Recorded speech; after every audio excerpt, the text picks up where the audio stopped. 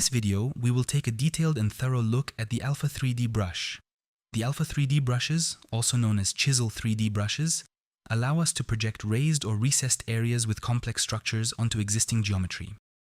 These chisel brushes are used in conjunction with the 3D alphas or the vector displacement maps.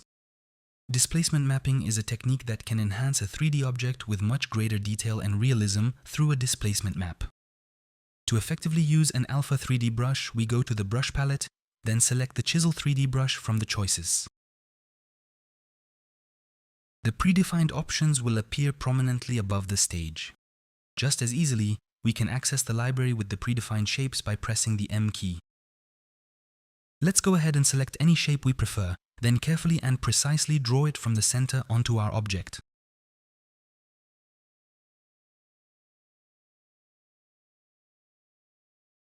Certain Alpha 3D brushes are set by default to use the drag rectangle, providing precise control.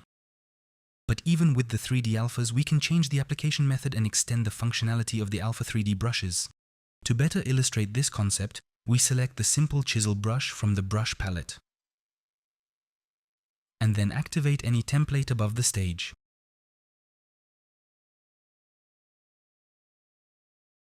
Depending on the shape, we get different results. The advantage of this brush is that you can design the template yourself, allowing you to create custom editing tools to suit your needs. Creating your very own custom Alpha 3D brushes is the key to producing high-end models and boosting our productivity. Due to the functionality of 3D alphas, the following steps must be followed when creating a vector displacement map. To avoid accidentally overwriting existing brushes, we clone and brush in the brush palette. Next, we create a plane and precisely apply the deformation onto it. Here I've already prepared it. When we're satisfied with the result, we go back to the brush palette and click on Create Multi-Alpha Brush at the bottom.